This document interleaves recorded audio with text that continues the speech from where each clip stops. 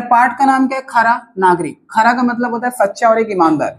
खरा मतलब क्या होता है? एक सच्चा और एक ईमानदार। नागरिक मतलब वही देश के रहिवासी, जो देश के रहने वाले लोग हैं। फॉर एग्जाम्पल हम लोग भारत में रहने वाले लोग हैं, तो तब हम लोग कौन है? भारत के नागरिक है। तो यहाँ पे एक सच्चा इंसान, एक मतलब कोई एक सच्चा इंसान जिसके बारे में पाठ में बताया गया था, मैंने आपको पहले भी बताया था। इस पाठ में एक लड़के के बारे में बताया गया बेटा, जिसका नाम क्या था? निरंजन। क्या नाम था? निरंजन। ध्यान देना। तो सबसे पहले इंट्रोडक्शन देखो, 2 लाइन में क्या दिया हुआ है। इस पाठ में बताया क्या गया है?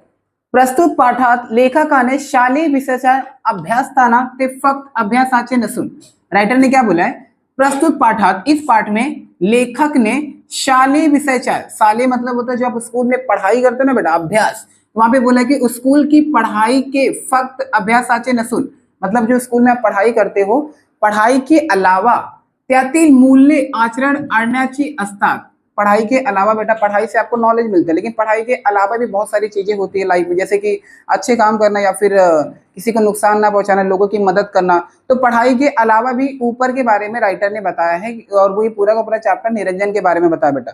तो निरंजन जो लड़का है वो पढ़ाई में अच्छा तो है, लेकिन पढ़ाई में अच्छा होने के साथ साथ में वो बाकी चीजों में भी बहुत अच्छा है। बोलते ना कि मतलब उसकी हैबिट पूरी बहुत अच्छे तरीके से, तो उसने अपना एक कर्तव्य निभाया है कि मैं एक देश का नागरिक हूं, तो उसने अपने देश का नागरिक होने का कर्तव्य निभाया। तो उसी के बारे में राइटर ने बताया है कि आप लोग जो स्कूल में पढ़ाई करने जाते हो, पढ़ाई के अलावा, नसुन मतलब अलावा, जो फक्त नसुन, पढ़ाई के अलावा भी बहुत सारी चीजें होती हैं जो आपके लाइफ में बहुत प्रेरणादायक होती है बेटा। जैसे हम लोग बोलते हैं मूल्य आचरण आडायची असतात, हे निरंजनच्या व्यक्तिरेखून स्पष्ट केले आहे।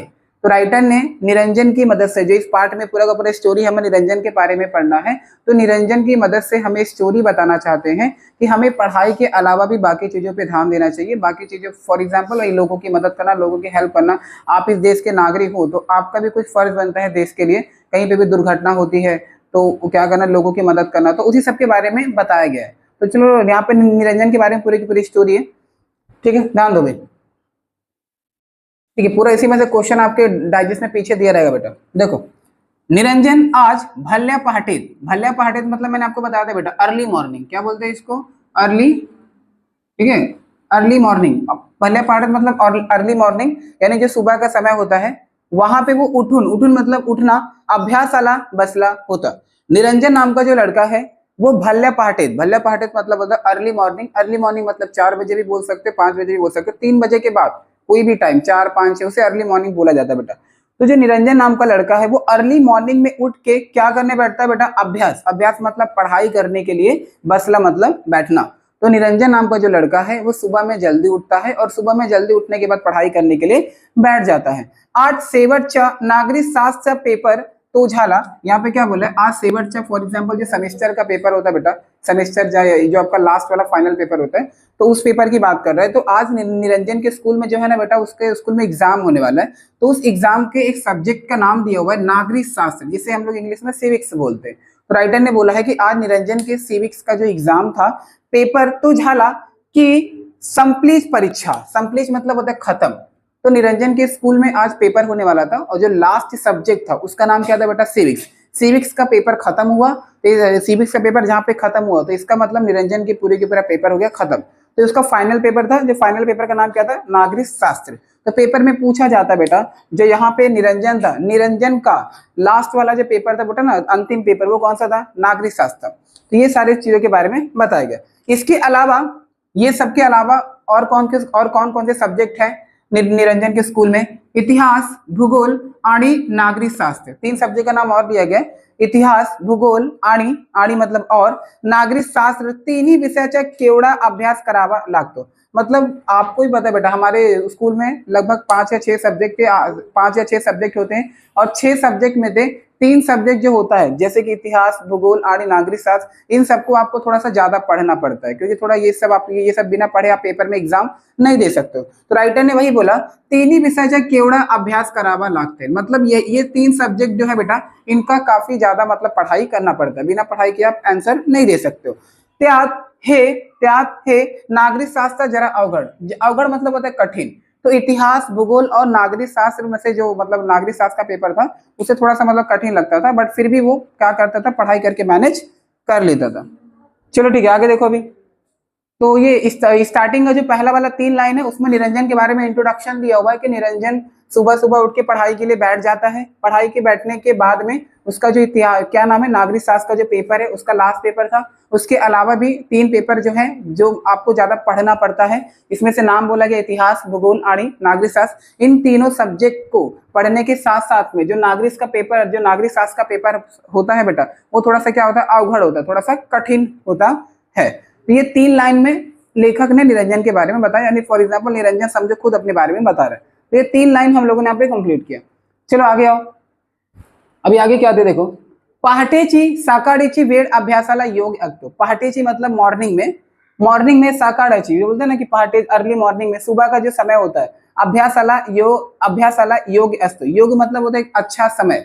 तो सबको पता है बेटा, सब लोग यही कहते हैं कि मॉर्निंग के समय जो पढ़ाई का जो माहौल रहता है, सब मतलब हमारे घर में या टीचर्स लोग सब यही कहते हैं कि मॉर्निंग के समय पढ़ाई अच्छी होती है। तो उसी को हम लोग बोलते हैं बेटा योग मतलब होता है कि पढ़ने लायक माहौल। तो पढ़ने लायक जो माहौल होता है वो कब होता है बेटा, अर्ली मॉर्निंग पे, जिसको बोलते हैं ना सकाड़ी मतलब सुबह के समय, वेड़ बोलते हैं ना समय जो होता है, सकाड़ी सुबह के समय पढ़ने का जो टाइम होता है वो काफी बेस्ट होता है। हाँ, भड़ सावड़े गुरुजी ने दिलेली सल्लाह।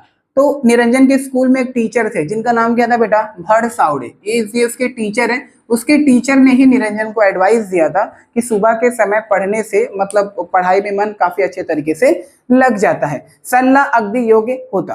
तो ये जो एडवाइस दिया हुआ था, उसके एडवाइस निरंजन को किसने दिया था, उसके टीचर ने। उसके टीचर का नाम क्या था, भड़ सावड़े गुरुजी। तो पेपर में पूछ सकता है, क्या पूछ सकता है कि जो पहाटे सकाळीच्या अभ्यासाला वेळ योग असे कोण म्हटला होता। तो किसने बताया था बेटा, भड़ सावड़े गुरुजी ने।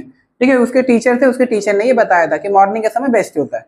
आगे ध्यान दो, सकाळच्या टवटवीत आणि प्रसन्न वातावरण अभ्यासाला खूप छान होतो। देखो यहाँ पे क्या बोला है, सकाळच्या मॉर्निंग का टवटवीत मतलब होता है मॉर्निंग में अगर उठोगे ना बेटा, एक अजीब सी चमक होती है, एक आसपास के माहौल में एक अजीब सी चमक होती है। आणि प्रसन्न वातावरण मतलब क्या होता है कि मॉर्निंग के समय आसपास का माहौल थोड़ा अलग सा ही लगता है। जैसे मॉर्निंग के समय थोड़ी हल्की हल्की ठंडी चलती है, आसपास पूरी शांति रहती है मॉर्निंग के समय। तो वही राइटर बोला जाता है कि सुबह का जो समय रहता है वो काफी ज्यादा मतलब शांत रहता है और काफी ज्यादा एकदम खुशी वाला माहौल मॉर्निंग के समय रहता है, और इसीलिए अभ्यासाला खूप छान होतो। तो इसीलिए पढ़ाई के समय मॉर्निंग के समय सबसे बेस्ट होता है। शरीर ही पुरेशा विश्रांतीमुळे ताजातवानं बनलेला। शरीर मतलब तुम्हारी बॉडी, विश्रांति मुड़े देखो, जब भी हम शाम के समय सोते हैं बेटा, शाम के समय सोने पे तो आपकी बॉडी को काफी पेन होता है, बट आप मॉर्निंग में उठते हो ना तो आपकी जो थकावट रहती है सोने के बाद में ऑटोमेटिकली क्या हो जाती है, दूर हो जाती है। तो ये तोड़ते हैं तुम्हारा जो बॉडी रहता है ना बेटा, क्या रहता है, ताज तवन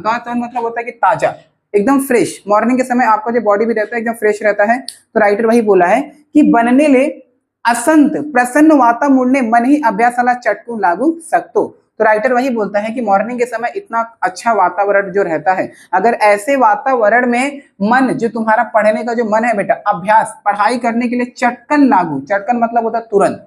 तो अब आप मॉर्निंग के समय ये नहीं बोल सकते कि मेरा पढ़ने का मन नहीं कर रहा है, बल्कि मॉर्निंग के समय तो आपका जो माइंड होता है वो काफी ज्यादा पढ़ाई पे फोकस होना चाहिए। तो उसी को हम लोग बोलते हैं चटकुन मतलब होता है तुरंत। जैसे भी आपको सोना है तो सोने में कैसे 2-3 मिनट में अगर कोई बंदा सो जाता है, तो ऐसे पढ़ाई के समय भी तुरंत आपका मन वहां पे लगना चाहिए। तो राइटर ने वही बोला है कि मॉर्निंग के समय आपका जो पढ़ने का मन होता है वो तुरंत पढ़ाई के अंदर लग जाना चाहिए, क्योंकि पढ़ने का जो माहौल होता है मॉर्निंग का सबसे बेस्ट होता है।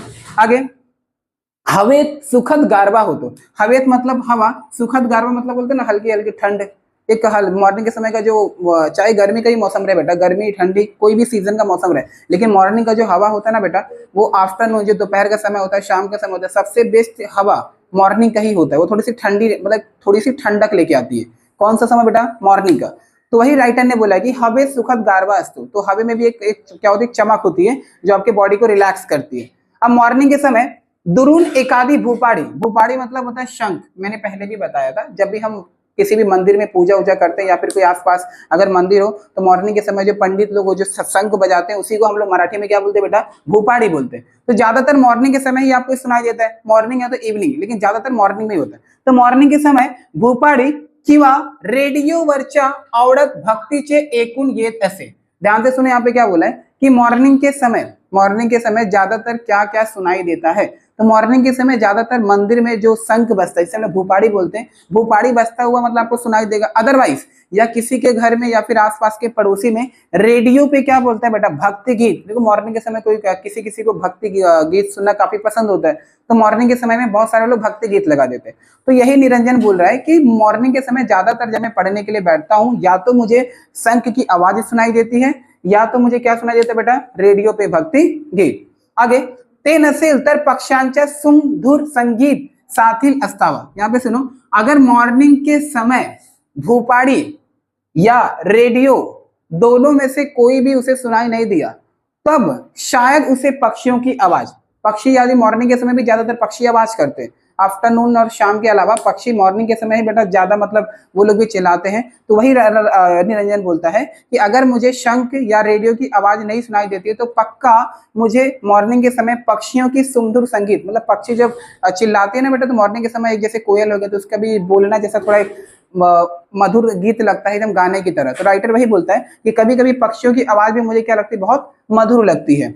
यहाँ पे तीन चीजों का नाम बोला गया बेटा कि क्या क्या मॉर्निंग के समय में निरंजन को सुनाई देता है। तो पहला क्या था बेटा, भूपाड़ी, दूसरा क्या था बेटा, रेडियो, अगर ये दोनों नहीं तो पक्षियों की सुमधुर गीत, यानी पक्षियों का गीत, यानी पक्षियों की सॉन्ग। चलो ठीक है, आगे। ऐसा आह्लादायक, आह्लादायक वो बोलते ना, एक मतलब एक अच्छा माहौल, मतलब एकदम मतलब बेस्ट, पढ़ने के लिए एक अच्छा माहौल जैसा आपको चाहिए बेटा, जहाँ पे आपका माइंड फ्रेश हो जाए, उसी को आह्लादायक बोलते हैं। तो वहां पे क्या बोला है, आह्लादायक वातावरण संस्कृत एखादा श्लोक चटकन पाठ होते। संस्कृत आपकी भाषा है बेटा, ठीक है, संस्कृत नाम का एक सब्जेक्ट होता है, जो ज्यादातर पहले के जमाने में लोग संस्कृत बोला करते थे। तो यहाँ पे संस्कृत का एक श्लोक, जैसे आप लोगों ने सुना होगा, देखो एक वक्रतुंड महाकार्य करके ये है गणेश जी के ऊपर में, तो ये संस्कृत का श्लोक है बेटा, ठीक है। तो ये संस्कृत का श्लोक यानी कोई भी पोयम की 2 लाइन आप आसानी से याद कर सकते हो। मतलब मॉर्निंग का समय इतना बेस्ट होता है कि मॉर्निंग के समय में आप संस्कृत का कोई भी 2 लाइन का श्लोक भी याद कर सकते हो। तो पूछा जा सकता है कि मॉर्निंग के समय में यहाँ पे क्या बोले, संस्कृत से एकादश श्लोक, मतलब किस सब्जेक्ट का श्लोक आप आसानी से याद कर सकते हो, कौन सा बेटा, संस्कृत, ध्यान रखना, ठीक है। तो संस्कृत का एकाद श्लोक आप चटकन मतलब तुरंत, ठीक है, तुरंत आप आसानी से याद कर सकते हो। एरवी ना कर लेला गणित चटकन कड़क, एरवी मतलब होता है कि ना समझ में आने वाला गणित। बहुत बच्चे लोगों को गणित समझ में नहीं आता, तो राइटर बोलता है कि जिन बच्चों को गणित समझ में नहीं आता ना, ऐसे बच्चों को भी मॉर्निंग में गणित क्या बताए, चटकन कड़क, चटकन मतलब होता है तुरंत, तुरंत बच्चे लोगों को गणित समझने लगता है अगर मॉर्निंग में अगर वो पढ़ाई के लिए बैठते हैं तो। त्यांची रीति ही लक्षात राहते हा निरंजनचा अनुभव। तो ये निरंजन का बेटा एक्सपीरियंस था। तो निरंजन ने स्टार्टिंग के 5 लाइन में बेटा ना मॉर्निंग के माहौल के बारे में बताया है कि मॉर्निंग का माहौल कैसा होता है पढ़ाई के लिए, मॉर्निंग के समय में क्या क्या मुझे सुनाई देता है, मॉर्निंग के समय में ये क्या नाम था बेटा, संस्कृत का एक श्लोक याद हो जाता है, मॉर्निंग के समय में जिसे गणित समझ में नहीं आता वो भी मतलब उससे भी गणित समझने लगता है। तो ये सारा जो आप लोगों ने 5 लाइन में पढ़ा बेटा, ये निरंजन का एक्सपीरियंस था। निरंजन जो हम लोगों से शेयर कर रहा है कि मॉर्निंग का समय इतना बेस्ट होता है, आप आसानी से कुछ भी, ठीक। तो स्टार्टिंग के इतने लाइन में निरंजन ने हम लोगों से क्या किया बेटा, अपना एक्सपीरियंस को शेयर किया। अब निरंजन की स्टोरी समझो, ठीक है। निरंजन की स्टोरी अभी स्टार्ट होती है। निरंजन पढ़ने में कैसा था, पढ़ाई के लिए मतलब किसने किसने निरंजन की मदद की थी, आखिर उसने क्या अच्छा काम किया था। चलो ठीक है, देखो यहां से ध्यान दो बेटा। निरंजन देखो, निरंजनची गुरुजीवर अपार श्रद्धा होती। जो निरंजन नाम का लड़का था बेटा, उसके जो गुरुजी, उनके गुरुजी का नाम क्या है, भड़सावड़े, ठीक है। तो यहाँ पे निरंजन क्या बोलता है, यहाँ पे लेखक क्या बोलते हैं, जो निरंजन के जो टीचर थे, गुरुजी थे भड़सावड़े, अपार श्रद्धा, अपार श्रद्धा मतलब होता है ना बहुत प्रेम था उसके ऊपर। मतलब वो जो टीचर थे ना बेटा, निरंजन को काफी ज्यादा मानते थे, उसकी पढ़ाई की वजह से या तो उसकी हैबिट की वजह से। उसे टीचर क्या क्या कर रहे हो तुम लोग, उसके टीचर उसे काफी मतलब पसंद करते थे, तो मतलब इसीलिए काफी ज्यादा उसको मानते थे। इसको मानते थे बेटा, निरंजन को। टीचर का नाम क्या था तुम्हारे, भड़सावड़े गुरुजी। तो निरंजनची गुरुजीची अपार श्रद्धा होती, तास गुरुजी निरंजनवर खूप प्रेम होते। तो यहाँ पे जो गुरुजी थे टीचर, उनका निरंजन पे काफी ज्यादा क्या था, खूब प्रेम होते बेटा, बोलते ना एक लगाव था, ठीक है, उस बच्चे से जैसे काफी ज्यादा उस बच्चे से प्यार करते थे ऐसा। तो त्याचा लाड़का विद्यार्थी होता है। लाड़का मतलब बोलते ना कि एक अच्छा स्टूडेंट, एक बेस्ट स्टूडेंट। तो जो निरंजन था बेटा ना, वो भड़सावड़े का क्या कैसा स्टूडेंट था बेटा, एक अच्छा स्टूडेंट था। किसके, अपने टीचर का, भड़सावड़े का। आगे, कारण तो अतिशय प्रामाणिकपणे काम करायचा आणि अभ्यासायचे। आखिर वो टीचर निरंजन को इतना पसंद क्यों करते थे, उसकी कुछ हैबिट्स के बारे में बताओ। तो राइटर ने बोला है कि उसका कारण यह है कि वो अतिशय प्रामाणिक पढ़े काम, बोलते हैं ना अतिशय प्रामाणिक पढ़े मतलब होता है दिल लगा के, वो दिल लगा के काम करता था। कौन सा काम बेटा, अभ्यास यानी पढ़ाई। वो पढ़ाई के समय कोई भी लापरवाही नहीं करता था, पढ़ाई के समय अच्छे से बैठना, मतलब किसी से बात ना करना पढ़ाते समय, ये सारी चीजें वो बहुत अच्छे तरीके से करता था, मतलब पढ़ाई में पूरी तरीके से ध्यान लगाता था, इसीलिए उसके टीचर उसको काफी ज्यादा पसंद करते थे। या जगात त्याचा असा कोणी नव्हता, मतलब उनका टीचर का ये मानना था कि यह जगात मतलब इस दुनिया में त्यांच्या उसके जैसा असी कुड़ी नव्हता, मतलब उसके जैसे इस दुनिया में कोई नहीं है, ऐसा टीचर बोलना चाहते हैं कि ये लड़का पढ़ने में इतना अच्छा था, मतलब इतना अपना पूरा अट्रैक्शन पढ़ाई में ध्यान में से लगाता था ना, मानो कि उसके अलावा इस दुनिया में और कोई भी नहीं है, ऐसा राइटर कहना चाहते हैं। आगे देखो, दूर दूरच्या नात्यातला एका मावशीचे घरी चिपळूण शहरात एका उपनगरात तो राहायचा। अब यहाँ पे ध्यान से सुनो बेटा, निरंजन की स्टोरी बताई जा रही है, निरंजन कहाँ पे रहता है। यहाँ पे क्या बोला है, दूर दूरच्या नात्यातला, नात्यातला मतलब होता है ना एक रिलेशन, मतलब एक रिश्तेदार में एक मावशी थी बेटा, एक मावशी थी, उनके घरी, जो मावशी का जो घर है वो एक मावशी का, उनका घर कहाँ पे बेटा, चिपळूण एक शहर का नाम है बेटा, ध्यान रखना, ठीक है। निरंजन अपने रिलेटिव में, अपने रिश्तेदार में एक मावशी के घर पे रहता था, उस मावशी का जो घर था वो कहाँ पे था बेटा, चिपळूण। अब ये चिपळूण गांव है या शहर है, शहर है, तो चिपळूण एक शहर है, एक उपनगरात बोलते ना, जैसे कि अपना एक थाने, उपनगर मतलब बोलते ना एक जिला, तो एक जिले में वो रहता था, ठीक है, रहायचा, ठीक है। यहाँ याद रखना बेटा, निरंजन कहाँ पे रहता था पूछा जा सकता है, ठीक है। निरंजन अपने रिलेटिव में एक मावशी के यहाँ पे, जो उसकी मौसी कहाँ पे रहती थी बेटा, चिपळूण नाम का एक शहर था, वहां पे वो अपनी मौसी के साथ में रहता था। चलो आगे देखते हैं, गावापासून दूर डोंगरच्या पायथ्याशी हे मावशीचे घर होते। गावापासून दूर मतलब कि जैसे कि जहां पे सारे के सारे लोग मिलजुल के रहते ना बेटा, वो तो इसकी मौसी का घर वहां पे नहीं, एकदम सबसे अलग पहाड़ी पे रहता था। अब जैसे कि पहाड़ी इलाका मतलब जैसे बहुत सारे पहाड़, ऐसे पहाड़ रहते हैं, तो कोई इस तरीके से पहाड़ पे घर बनाया रहता है, ऐसे ऐसे दूर दूर, तो इनका घर जो था ना बेटा वो काफी दूर दूर था। अब बाकी लोगों का गांव कैसा था, ऐसे मतलब ऐसे आसपास में था, ऐसे आसपास में, लेकिन जो निरंजन के जो मौसी का घर था ना एकदम पहाड़ पे सबसे अलग था।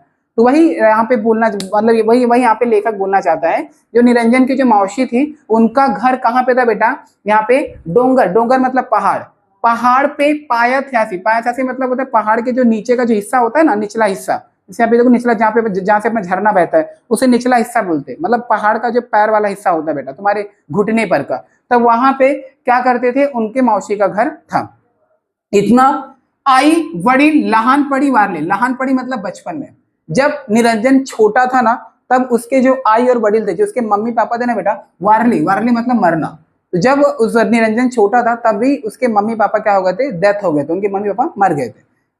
आगे, काही दिवस मामा ने संभाळे केला, मतलब कि जब निरंजन के मम्मी पापा का डेथ हो गया था तो कुछ समय तक या फिर कुछ सालों तक निरंजन के मामा ने निरंजन का ध्यान रखा था। किसने बेटा, निरंजन के मामा ने, ध्यान रखना, निरंजन के मामा ने, बोला है ना काही दिवस मतलब कुछ दिन, किसने संभाला था, उसके मामा ने, तो कुछ दिन उसके मामा ने संभाला था। आणि मग कामासाठी मळून चिपळूणला आले होते, लेकिन अभी उसके मामा भी कब तक उसका ध्यान रख सकते थे, उन्हें भी मतलब अपनी लाइफ में काम करना था, तो उसके मामा आगे मतलब कुछ दिन तक तो निरंजन को संभाला, लेकिन आगे वो काम की तलाश में उस जहाँ पे गांव में रहते थे उस गांव को छोड़ के वो कहाँ पे आ गया बेटा, शहर में आ गया, और उस शहर का नाम क्या था, चिपळूण।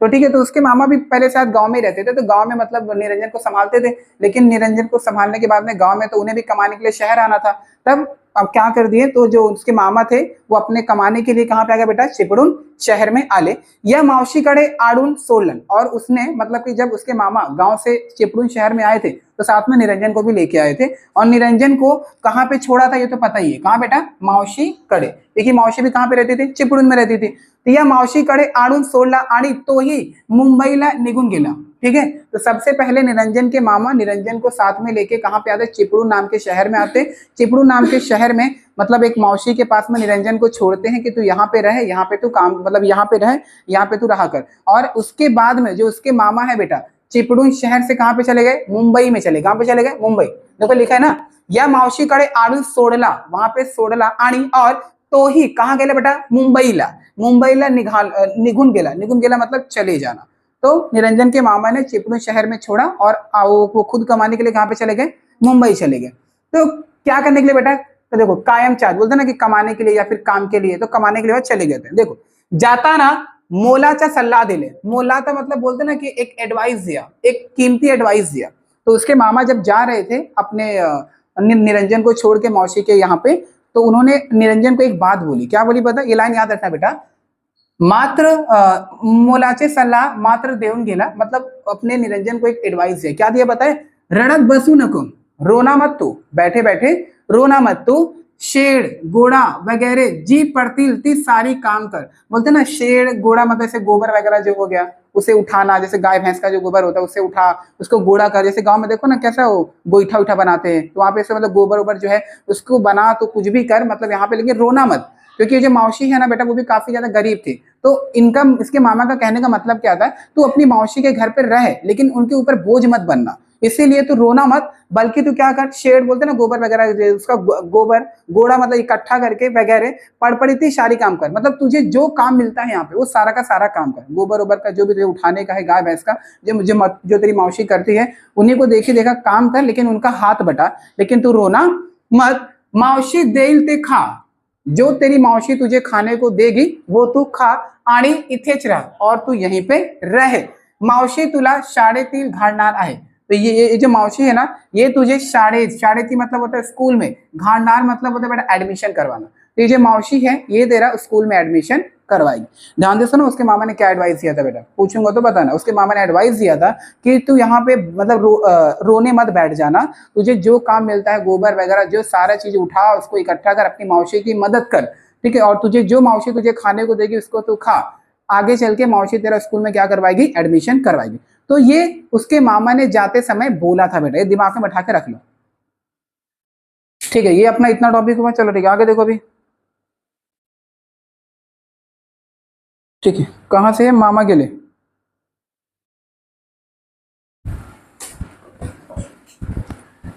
ठीक है। नेक्स्ट हेडिंग देखो बेटा, मामा, देखो मामा गेला तो पुनः परतला नाही, परतला मतलब रिटर्न होना, उसके मामा चले गए मुंबई, लेकिन मुंबई से वो रिटर्न आए नहीं, परतला नाही, मात्र लहानगा निरंजन मावशीच्या घरी प्रामाणिकपणे काम करायचं। लहान सा मतलब होता है छोटा सा, निरंजन जो था वो मौसी के यहाँ पे प्रामाणिकपणे मतलब बोलता ना ईमानदारी से, दिल से क्या करता था बेटा, काम करायचे, यानी वो काम करता था। उसके मामा तो चले गए लेकिन उसके मामा कभी रिटर्न नहीं आया। अब निरंजन क्या करता था, अपनी मौसी के साथ में रहता था, अपनी मौसी की मदद करता था, उनकी मतलब उनके काम में उनकी हाथ बटाता था, मतलब दिल से काम करता था, वो रोता नहीं था। वो आगे घरातल्या सर्वाशी त्याने जमून घेतल, मतलब घर में, घरातल्या मतलब घर में, सर्वानी मतलब सभी लोग, तो उसकी मौसी के घर में जितने भी मेंबर्स थे ना, त्यांचे जमून, जमून मतलब होता है ना जमने लग गया था। जैसे भी गांव में जाते स्टार्टिंग में कभी किसी के यहाँ पर रिलेटिव में जाओगे तो आपको स्टार्टिंग में अच्छा नहीं लगता, बट रहते रहते आदत पड़ जाती है। तो यहाँ पे वही बोला जा रहा है कि निरंजन को स्टार्टिंग में अच्छा नहीं लगता था, लेकिन रहते रहते मतलब सबसे निरंजन का क्या हो गया था, व्यवहार बन गया था, अट्रैक्शन बन गया था।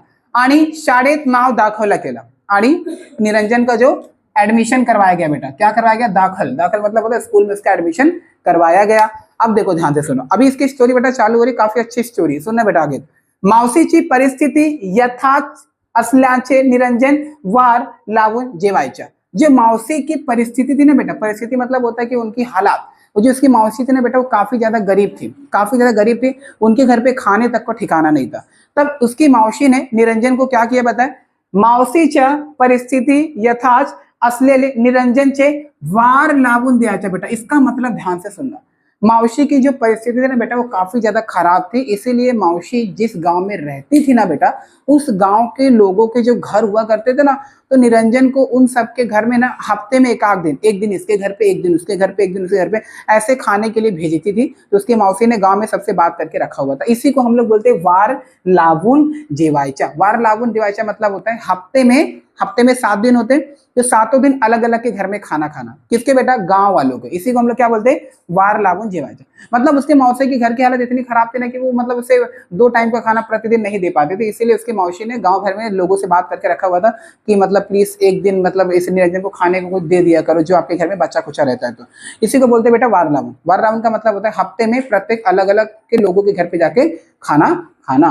तो इस तरीके से निरंजन की स्टोरी स्टार्ट हो रही है, ठीक है। तो निरंजन का खाने का तो ये दशा था। उसके बाद में पहिल्याच्या वर्षी त्याची अभ्यासीली प्रगती पाहून भडसावळे गुरुजीने त्याला थोरा मोठायच्या घरी वार लावून दिले। ध्यान से सुनो बेटा, जब निरंजन ने स्कूल में एडमिशन करवाया, उस स्कूल में एडमिशन करवाने के बाद में पहला वर्षी मतलब होता है कि जब स्कूल का पहला साल, पहले साल में ना उस लड़के की अभ्यास जो प्रगति मतलब होता है ना कि उसका जो रिजल्ट का जो मार्क्स आया, जो निरंजन का रिजल्ट का मार्क्स आया ना, वो मार्क्स को देखकर मतलब होता है पाहून, देखकर जो उसके टीचर थे ना भडसावळे गुरुजी ने त्याला थोड़ा मोटा मतलब होता है ना कुछ बड़े बड़े लोगों के घरों में, उसके मतलब बड़े बड़े लोगों के घर में उसके टीचर ने ना उसको मतलब क्या ला के दिया बेटा, वार लावून जेवायचं। वार मतलब खाना। तो इसकी मौसी ने गांव के लोगों से बात किया था, लेकिन इसके टीचर ने गांव में पता है किन किन लोगों से बात की, जो बड़े बड़े जो अमीर लोग होते हैं ना उनके घर में जाके मतलब भडसावळे गुरुजी ने सबसे बात किया था कि अगर आपके घर में कुछ बचेगा तो इसके खाने के लिए दे दीजिए, क्योंकि देखो बड़े लोग हैं तो उनका खाना भी वैसे ही हिसाब से बनता है। तो इसीलिए उसके टीचर ने निरंजन की थोड़ी सी मदद की थी। कब मदद की थी, जब निरंजन के पहले साल में उसका रिजल्ट अच्छा आया था, तो उसे ही देख के उसके टीचर ने निरंजन की जस्ट एक छोटी सी क्या की थी बेटा, मदद की थी। आगे, दररोज एकाज्या घरी दुपारी, ध्यान से सुनो बेटा, दररोज मतलब प्रतिदिन एकाज्या घरी मतलब किसी ना किसी के घर पे दोपहर को जाके निरंजन पाहुडा मडून जेवायचा जायचा, मतलब बोलते ना कि वहां पे उनके घर पे जाके खाना खाना। मग तिथे शाळेत मॉर्निंग के समय वो उठता था, उठने के बाद में मतलब किसी एक जन के घर पे जाके खाना खाता था, और खाना खाने के बाद में वहीं से वो कहाँ चले जाता था बेटा, शाळेत। मग मतलब वहीं से तिथून शाळेत जात, तिथून मतलब उधरी से, मतलब वो किसी घर पे जाके खाना खाता था और खाना खाने के बाद में वहीं से कहाँ पे चले जाता था, वो स्कूल पढ़ने के लिए। संध्याकाळी मात्र मावशीकडे जे काही मिळेल त्यावर राहायच्या, और शाम के समय जब स्कूल से पढ़ के आता था तो वो जो शाम के समय का जो समय होता है बेटा, जो इवनिंग का हम लोग बोलते हैं ना, उसी को मराठी में संध्याकाळी बोलते हैं। क्या बोलते हैं, संध्याकाळी। तो शाम के समय जब वो रिटर्न आता था घर पे, मात्र मतलब होता है कि मात्र मतलब होता है ना कि मात्र इतना ही, तो मात्र मावशीकडे, जो भी मावशी के पास में बचा कुचा खाना रहता था ना, वो खाना निरंजन खाता था। वही देखो बोला, मात्र मावशीकडे जे काही मतलब जो कुछ मिळेल, जो कुछ मिलता था त्यावर राहायचं, त्यावर मतलब उसे ही खा के उसको रहना पड़ता था। मतलब लोगों के घरों में खाना खाने के लिए मतलब सुबह शाम नहीं बेटा, हम मतलब एक ही दिन किसी के भी घर पे जाके, वो स्कूल जाने से पहले, फॉर एग्जांपल आपका स्कूल 12 बजे का रहता है तो 12 बजे से पहले 10, साढ़े 10, 11 बजे जाके वो खा लेता था, और खाने के बाद में वैसे कहाँ चले जाता था, वो स्कूल चले जाता था। और स्कूल से आने के बाद में शाम को जब घर पे आता था तो उसकी मौसी के पास में जो कुछ बच्चा कुचा खाना है उसी को खा के सो जाता था। ऐसा राइटर बोलना चाहता है। देखो, सकाळी लवकर उठून घरात आले, जो निरंजन नाम का लड़का बेटा ना, सकाळी मतलब होता है मॉर्निंग में, लवकर मतलब जल्दी उठकर घरात आले, घर में कुछ काम करता था। क्या काम करता था, गोठ्यातली सारी काम अटपून अभ्यासाला बसायचा। गोठ्यातली मतलब ये गोबर से रिलेटेड जो भी काम, गोबर उठाना, पाथना वगैरह जो कुछ करना रहता है, वो सारा काम करने के बाद में वो क्या करता था बेटा, अभ्यासाला बसायचा, पढ़ाई के लिए वो बैठ जाता था। मतलब पहले मॉर्निंग के समय वो तुरंत उठता था, मॉर्निंग के समय उठने के बाद में घर का सारा काम करता था, सारा का सारा काम करने के बाद में पढ़ाई के लिए बैठ जाता था। गुरुजी श्रद्धा ठेवायच्या आणि परीक्षेत पहिला नंबर पटकवायच्या। जो गुरुजी थे बेटा, वो निरंजन को काफी ज्यादा मानने लगे थे, पढ़ने में बहुत अच्छा था, इसीलिए गुरुजी की श्रद्धा मतलब कि गुरुजी के अपार प्रेम की वजह से निरंजन का जो परीक्षा में पहला नंबर आता था बेटा, फर्स्ट रैंक पे वो आता था अपने टीचर्स की वजह से। ठीक, उसके टीचर ने काफी मोटिवेट किया, और टीचर भी उसे मतलब हर किसी न किसी मोड़ पे उसे मतलब मोटिवेट करते, समझाते थे। तो और इसी के कारण निरंजन भी पढ़ने में अच्छा था, तो वो भी काफी पढ़ाई पे फोकस करता था, और टीचर और स्टूडेंट के इसी रिलेशन की वजह से जो निरंजन का स्कूल में बेटा हर साल मतलब उसका पहला नंबर आता था। आगे, त्यांच्या वाया पुस्तकाचा खर्चा भडसावळे गुरुजीने करायचे। असल में निरंजन की प्रगति को जब उसके टीचर ने देखा, तो निरंजन के टीचर भडसावळे ने ना निरंजन की एक और छोटी सी मदद की। क्या मदद की पता है बेटा, उसके पुस्तक का खर्चा उन्होंने अपने जिम्मेदारी पे ले लिया। तो उसके टीचर ने बोला कि आज से तेरी पढ़ाई का जो किताब का वगैरह सारा खर्चा लगता है, वो सारा का सारा खर्चा मैं उठाऊंगा। आगे, गुरुजीने त्यांना सांगितले की जो पर्यंत तुझ्या पहिला नंबर आहे तो पर्यंत मी सारा खर्च करीन आणि वार ही लावून देवायचे। अच्छा सुनो, मतलब कि ये जो पुस्तक तुझे दिलाऊंगा, तो ये मतलब जो निरंजन को एडवाइस दी गई थी बेटा, उस पर एक शर्त रखी गई थी। क्या शर्त रखी गई थी कि तुझे तो पर्यंत मैं क्या मतलब क्या करना था बेटा, तुझा पहला नंबर आयचे, मतलब कि तेरा स्कूल में पहला नंबर आना चाहिए। अगर तेरा स्कूल में पहला नंबर आता है तब मैं तुम्हारे पूरे जो साल भर का जो बुक का खर्चा है, यानी जो खाने का जो मतलब जो भी रहेगा, वो सारा का सारा जिम्मेदारी मैं उठाऊंगा। तो ध्यान रखना, गुरुजी ने बेटा शर्त पे इसको ये मतलब बोला था कि तेरा ये पहला नंबर आना चाहिए, अगर ऐसा आएगा तब पूरी की पूरी जिम्मेदारी मैं उठाऊंगा। आगे यहाँ पे क्या बोला है, नाही तर नाही, तो टीचर ने बोला कि अगर ऐसा नहीं हुआ तो ये सारा काम मैं नहीं करूंगा। गुरुजी हे वाक्य लक्षात ठेवून निरंजन छटून अभ्यासाला करायचे। तो ये अपने टीचर की ये बात सुन के निरंजन वापस से अपने पढ़ाई में लग जाता बेटा। तो निरंजन का हमेशा पहले ही नंबर आता था, बस बोलते ना कि उसे उसका हुनर ना टूटे, वो दिन भर काम करता रहे, तो इसके लिए इसके टीचर उसको मोटिवेट करते थे। तो निरंजन भी एक तरफ सोचता था कि अगर मैं पहला नंबर लेके आऊंगा तो मेरी टीचर मतलब जो मेरे टीचर है वो मेरी इतनी मदद करेंगे, क्योंकि उनके घर की हालत भी खराब थी। निरंजन का भी इस मतलब उसके परिवार में उसके माता पिता कोई नहीं थे, तो बेचारा अकेला था वो। तो इसीलिए वो क्या करता था, अपने टीचर्स की उसे लगा कि अगर मैं पहला नंबर लाऊंगा उसको मैं पढ़ाई करूंगा तो मेरी टीचर मेरी मदद करेंगे, तो इसी के मारे वो और ज्यादा पढ़ाई पे ध्यान देता था। आगे देखो, आज नागरिक शास्त्र अभ्यास करत, देखो अभी स्टार्टिंग में मैंने क्या बोला था कि नागरिक शास्त्र का पेपर चल रहा है, अभी वहां की स्टोरी बता रहा, अभी तक तो बीच का कुछ पार्ट बता रहा था। अब देखो, आज उसके स्कूल में नागरिक शास्त्र अभ्यास करत असताना आधीचे सगळे पेपर चांगले गेलते। मतलब अभी नागरिक शास्त्र का जो पेपर तो था, इसके अलावा बाकी के जो पेपर उसने दिए ना, बाकी सब्जेक्ट के जो पेपर, वो काफी क्या गए थे बेटा, चांगले। चांगले मतलब अच्छे, उसके पेपर काफी अच्छे गए थे। असल्याने तो मनोमन खुश होता, वो काफी ज्यादा खुश था कि उसके सारे के सारे पेपर अच्छे गए। नागरिक शास्त्र से कर्तव्याचे, देखो कर्तव्य कोटती, तो नागरिक शास्त्र में सवाल पूछा गया था। ध्यान से सुनो, ये सवाल पेपर में आया था बेटा। पेपर में नागरिक शास्त्र क्या रहता है बेटा, कि नागरिक शास्त्र में सवाल पूछे जाते हैं। तो नागरिक शास्त्र में निरंजन के पेपर में कौन कौन सा सवाल पूछा गया था, देखो कर्तव्य कोटती, जो आप बोलते नागरिक चे, नागरिक मतलब होता है इंसान, मतलब कि जो मनुष्य, मनुष्य का कर्तव्य क्या है, ये पहला सवाल पूछा था कि नागरिक शास्त्र से नागरिक काची कर्तव्य कोटती, ये पहला सवाल। देखो यहाँ पे क्वेश्चन मार्क है ना, पहला सवाल। इसके बाद में दूसरा सवाल क्या था, उत्तम नागरिक कुणाला मरते, मतलब बोलते ना एक अच्छा नागरिक किसे बोलते हैं। पहला क्या था कि नागरिक का इस दुनिया में कर्तव्य क्या है, और दूसरा क्या था बेटा कि एक अच्छा इंसान किसे बोलते हैं, और तीसरा क्या था लोकसभा मर्जे का है, लोकसभा का मतलब क्या होता है। ठीक है, ये तीन सवाल। और एक और दिख रहा है बेटा, ग्राम पंचायतीचा प्रमुख कोण आहे।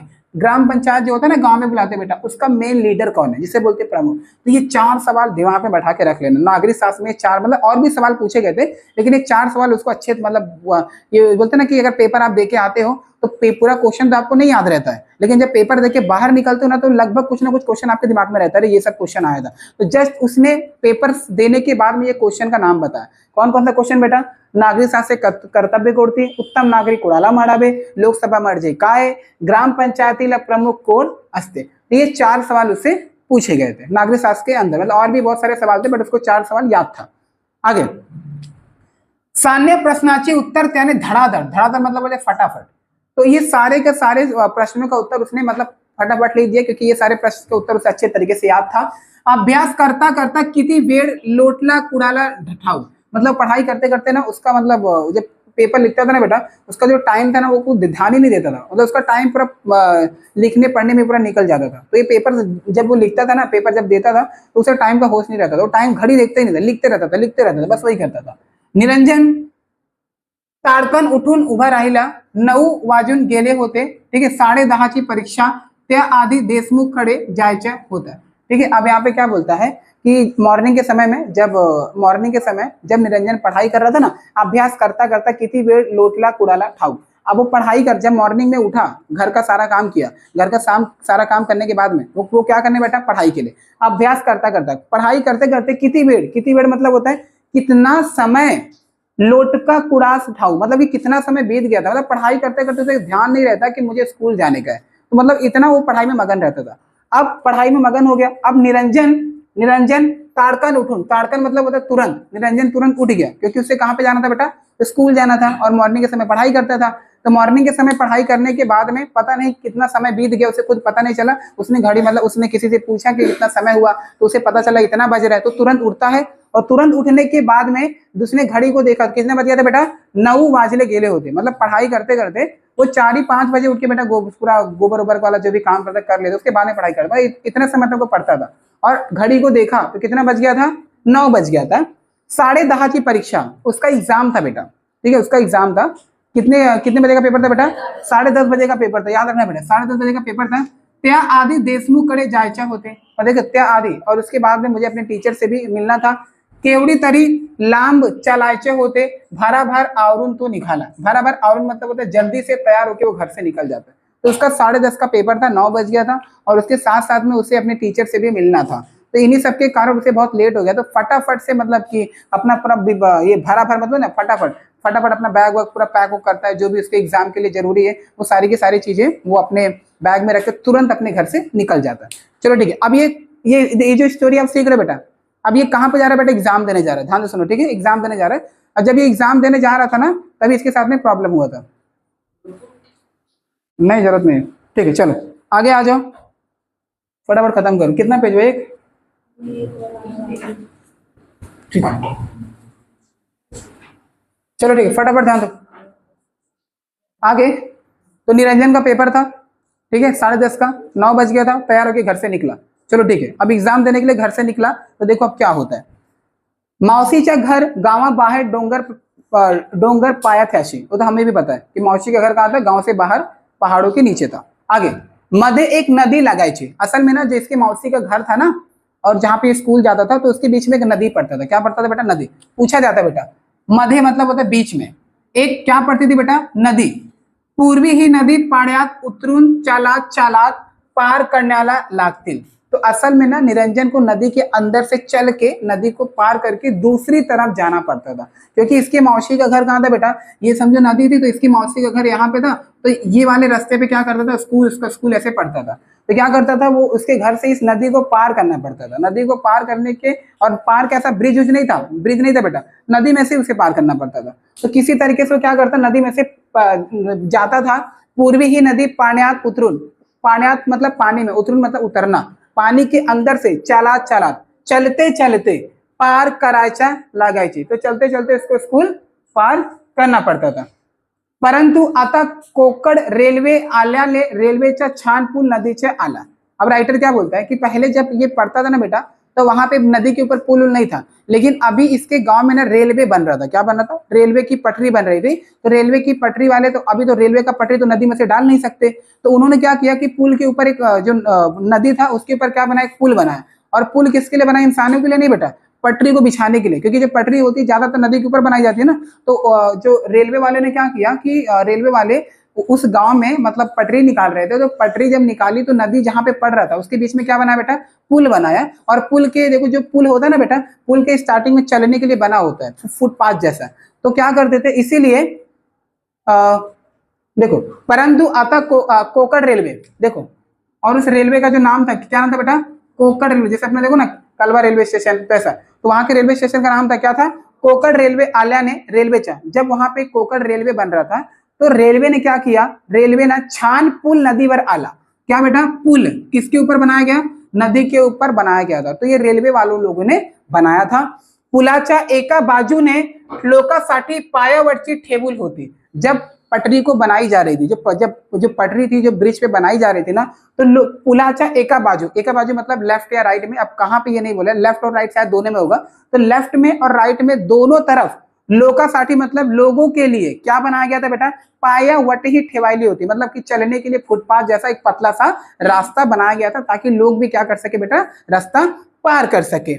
या पुलामुळे आता जाण येड सोप झाला होता। तो मतलब ये ऊपर से जाना, मतलब जाना, वो पुल पर से आना जाना क्या हो गया था बेटा, सोप मतलब होता आसान। तो मतलब अभी पहले नदी में से लोग जाना पड़ता था, लेकिन अब पुल बनने से क्या हो गया था, इनका काम थोड़ा सा आसान हो गया था। इसे इन लोगों को, गांव वालों को नदी के अंदर से जाना नहीं पड़ता। आगे, निरंजन अभ्यासाची मनात उजडीन करत झपाझप चालात होता। तो यहाँ पे क्या बोला बेटा, निरंजन अभ्यासाची मनातल्या, वो अपने जब वो जा रहा था ना पेपर देने के लिए, तो मन ही मन में रिवाइज करते हुए जा रहा था, मतलब पढ़ते पढ़ते जा रहा था, पढ़ते पढ़ते उजड़ाई कर झपा झपा, मतलब फटाफट वो चल रहा था और अपने पढ़ाई भी करते जा रहा था। रास्ते में वो बात बात मस्ती नहीं कर रहा था, अपने अपना बुक निकाल के पढ़ते पढ़ते जा रहा था। अब पढ़ते पढ़ते जाते जाते वाटे त्याना भला मोठा दगड़ पडलेला दिसला, तब उसे रास्ते में ना बेटा एक बड़ा सा पत्थर, जब निरंजन नाम का लड़का जब जा रहा था, स्कूल जा रहा था कि क्या पता किसी घर पे खाना खाने के लिए जा रहा था, मतलब स्कूल के लिए निकला था वो, तो स्कूल के लिए निकला था, तो रास्ते में जो जब वो पुल क्रॉस कर रहा था, तो जब वो पुल के ऊपर या फिर पुल के नीचे कहीं पे तो उसे एक बड़ा सा पत्थर दिखाई दिया। कहाँ पे बेटा, मोटा, मोटा मतलब बड़ा, दगड़ मतलब पत्थर, उसे रास्ते में पत्थर दिखाई दिया। तो निरंजन क्या करता है पता है, कुड़ी तरी कामासाठी घेतला असेल आणि पुन्हा तसे ठेवून दिला असे। तो असल में निरंजन क्या बोलता है कि किसी ने अपने इस्तेमाल के लिए पत्थर को उठा के रास्ते में रखा, और रास्ते में रखने के बाद में शायद कुछ काम कर रहा हो और वापस से वहीं पे छोड़ दिया। तो ये निरंजन बोलता है कि मतलब किसी ने पत्थर का इस्तेमाल किया, मतलब समझो कि आप रास्ते में जा रहे हो, अब रास्ते में जाने में देखो कभी कभी क्या होता है कि जैसे कि अगर नीचे गड्ढा है तो वहां पे पानी जम जाता है, तो लोग क्या करते हैं उस पानी में एक बड़ा सा पत्थर रख देते हैं। तो किसी ने पत्थर रखा था, तो पत्थर रखने के बाद में क्या करते तो जब पानी सूखा हुआ था, जैसे समझो गर्मी का मौसम आ गया, तो गर्मी के मौसम में तो जो नीचे पानी जमा होता है वो सूख जाता है, तब पत्थर की क्या जरूरत है, तो पत्थर वैसे का वैसे ही पड़ा था। तो निरंजन क्या करता है, उस पत्थर को उठा के साइड में रख देता है ताकि लोगों को आने जाने में कोई परेशानी ना हो। तो वो बताया गया। निरंजन से दगड़ उचलून, उचलून मतलब होता है उठाना, तो निरंजन ने उस पत्थर को उठाया एंड बाजूला ठेवले और बगल में रख दिया। त्याला लोकांच्या या बेफिक्री, बेफिक्री मतलब होता है लापरवाही, तो निरंजन को थोड़ा सा बुरा लगा कि लोग इतनी लापरवाही क्यों करते हैं। प्रवृत्तीचा भयंकर राग हुई, राग मतलब बोलते ना एक नुकसान, तो अगर आप इस तरीके से रास्ते में पत्थर रखते हो तो किसी को चोट लग सकती है, तो लोगों की लापरवाही, तो निरंजन को थोड़ा सा गुस्सा आया कि लोग इतनी लापरवाही कैसे कर सकते, रास्ते में पत्थर कैसे छोड़ सकते। आगे देखो, तुम्ही विसरलात पर दूसरा ठेचकून जीवाला मुक्तो त्याचा काय। यहाँ पर निरंजन अपने आप से मतलब हम लोगों से बोलता है, तुम्ही विसरलात, विसरलात मतलब भूलना, तुम तो पत्थर उठा के वहां से रखना भूल गए, पर दूसरे लोगों का क्या, पर दूसरा ठेचा, यहाँ पे देखो ठेच काढून, ठेच काढून मतलब होता है चोट लगना, पर अगर दूसरे को चोट लग गया तो उसके जीवन का क्या मतलब कि समझ, तुमने अपने काम के लिए रास्ते में पत्थर रख दिया और तुम अपने पत्थर का इस्तेमाल करके चले गए, लेकिन पत्थर को वहीं पर रख दिए। इन फ्यूचर अगर किसी ने पत्थर को ध्यान नहीं दिया, उसे चोट लग गया, तब उसका क्या, उसके लाइफ का क्या। तो यहाँ पे देखो बेटा, ऐसा एक्सक्लेमेटरी मतलब यहाँ पे लिखा है, ऐसा आपसे बताया जा रहा है कि तुमने अपने काम के लिए तो पत्थर रख दिया, लेकिन अगर दूसरे को चोट लगी तो उसका क्या। असे त्याना मडाला मतलब ऐसा वो हम लोगों से बोल रहा है। आगे, निरंजन पुलावर पोहोचलो तेव्हा 9:30 वाजून गेले होते। ध्यान से सुने बेटा, यहाँ पे जब वो पुल पे पहुंचा था, तब पुल पे पहुंचने के समय टाइम कितना हो रहा था बेटा, तेव्हा 9:30 वाजला होता। जब वो पुल पे पहुंचा था तब 9:30 बज रहा था। आता 9:50 गाड़ी आई, अब ये 9:30 बजे वहां पे पहुंचा पुल के ऊपर, ठीक है, पुल काफी बड़ा होगा शायद, तो पुल के ऊपर 9:30 बजे पहुंचा। अब पुल पर से एक गाड़ी निकलने वाली थी, वो गाड़ी कितने समय निकलने वाली थी बेटा, 9:50, 9:50 मतलब होता है 9:50। तो 9:50 पे एक ट्रेन जाने वाली थी, वहां से गाड़ी येऊन धाड़ धाड़ आवाज करत दिमाग खात पुलावरून जाईल ही कोकड़ गाड़ी किती छान दिसते। वो निरंजन क्या बोलता है कि जब ट्रेन जाती है, देखो ना ऐसे आवाज करती है धड़ धड़ धड़ धड़ धड़ धड़, तो निरंजन बोलता है कि ये ट्रेन अभी जाएगी ना तो धड़ धड़ धड़ धड़ धड़ धड़ आवाज करते हुए जाएगी, लेकिन जब ये पुल पर से जाती है ना तो बहुत छान लगती है। छान मतलब सुंदर, यहाँ पे देखो लिखा हुआ है कि गाड़ी कितनी छान दिखती, छान मतलब अच्छा या सुंदर, तो ये जब गाड़ी यहाँ से गुजरती है ना तो गाड़ी बहुत अच्छी दिखती है। आगे, पर दिसते ना दिसते तोच लगेच बोगदास दिसते। तो असल में जो पुल बना हुआ था ना बेटा, तो पुल के आगे ना एक बोगदा था, जैसे अपना बोगदा है ना, तो बोगदे में गाड़ी चली जाती है, तो वैसे ही जब पुल बनाया गया था तो पुल के आगे एक बोगदा था, तो गाड़ी इतनी स्पीड में जाती है ना ट्रेन, और मतलब दिखते ना दिखते मतलब गाड़ी को तुम अच्छी तरीके से देख भी नहीं पाते, तुरंत ही बोगदे में चली जाती है। तो ऐसा निरंजन बोलना चाहता है कि गाड़ी इतनी स्पीड में जाती है कि मतलब उसे मैं अच्छी तरीके से देख भी नहीं पाता और तुरंत बोगदे के अंदर वो चली जाती है। तो ये राइटर ने मतलब इतना इतना बोला है, विचार आते, ठीक है। आगे देखो कहां पे, पर तिसरे हाँ देखो काय मजा ये असेल नाही गाडीतून जायच्या।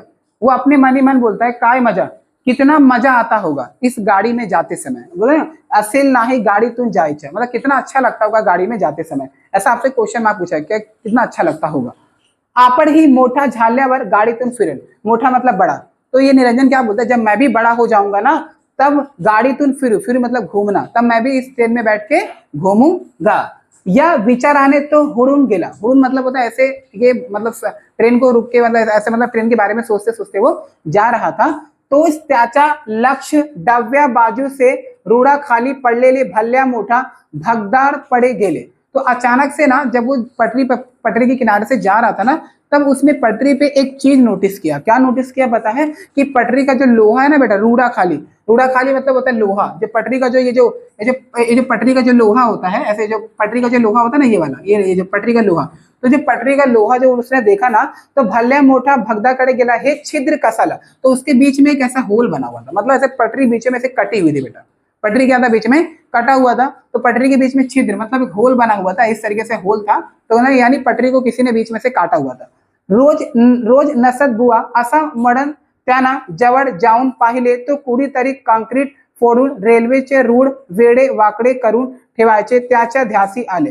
तो उसने शायद बोला कि लगता है किसी ने मतलब इस चीज को बेटा क्या किया, तोड़ा हुआ है। जो बोला है रोज नसत बुआ मतलब कि ऐसा तो आज तक कभी मैंने देखा नहीं कि पटरी मतलब इस तरीके से टूटा हुआ है। असा म्हणत त्याने जवळ जाऊन, तो ऐसा बोल के मतलब ये जो निरंजन था ना, ये पटरी के बगल में शायद यहाँ पे खड़ा हुआ था, ऐसे वो मतलब यहाँ पे ऐसे खड़ा हुआ था ऐसे पटरी बगल में। तब यहाँ से यहाँ पे पटरी के पास में आता है, और पटरी के पास में आने के बाद में इस पटरी को देखता है कि चलो मैं पास जाकर देखता हूँ कि कहीं पटरी टूटी तो नहीं है। तो पास में जाता है, पूरी तरीक कंक्रीट मतलब किसी ने पत्थर मतलब बोलते ना गाड़ी के नीचे दे, पहले बच्चे से लापरवाही करते थे, ट्रेन आती थी ना तो उसे इसके यहाँ पे बड़े से पत्थर रख देते थे ताकि पत्थर से जोर से टूटे, से बहुत बच्चे करते थे पहले।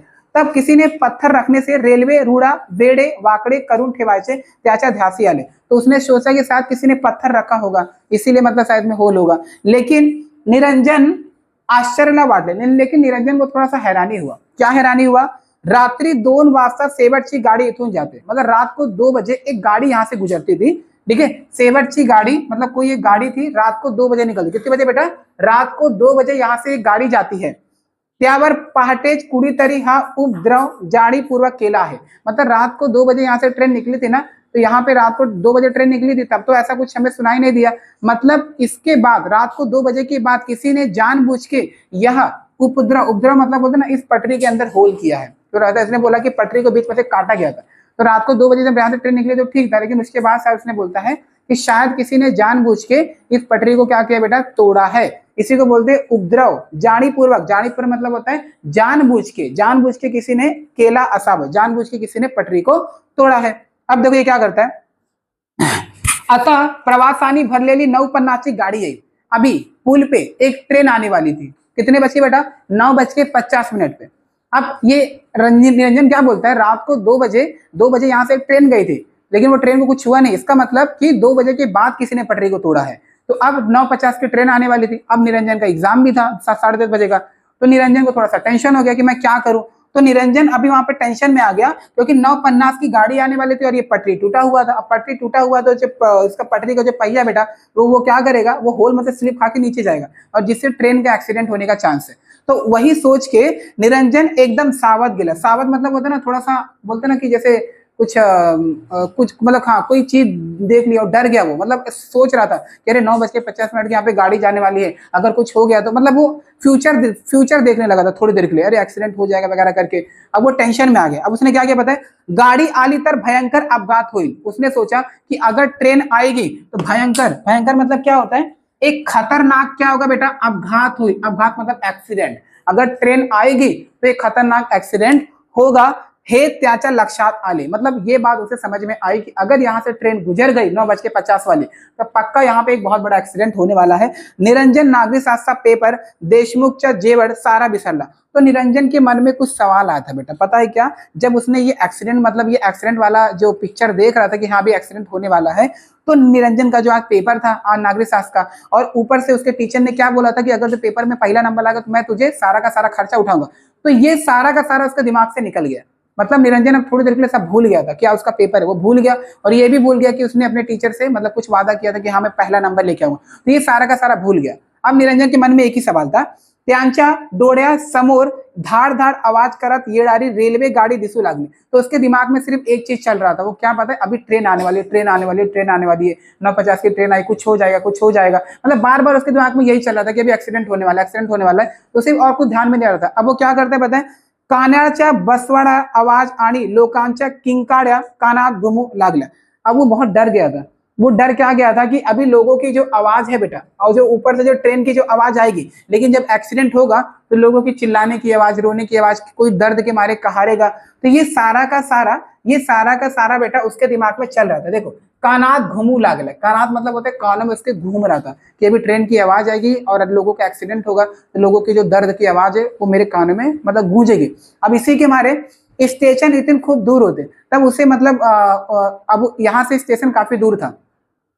अब निरंजन के पास में एक ही रास्ता था बेटा, अगर उसे एक्सीडेंट बचाना था तो उसे दौड़ के स्टेशन पे जाना पड़ेगा। जो स्टेशन मास्टर होते हैं ना, जो झंडा दिखाते बेटा, मतलब उन्हें किसी तरीके से बताना होगा कि आगे ट्रेन की पटरी टूटी हुई है, कृपया करके ट्रेन को पास ना करे, वरना एक एक्सीडेंट हो जाएगा। लेकिन निरंजन का जहाँ पे गाँव था ना, जहाँ पे गाँव के बगल में पुल था, वहां से स्टेशन काफी दूर था। अब निरंजन के मन में डर था कि वो क्या करे। अब वहां से स्टेशन कितना किलोमीटर दूर था बेटा, 3 से 4 किलोमीटर। ध्यान से सुनना बेटा, अब जहां पे निरंजन का जो पुल था वहां से स्टेशन की दूरी लगभग 3 से 4 किलोमीटर थी।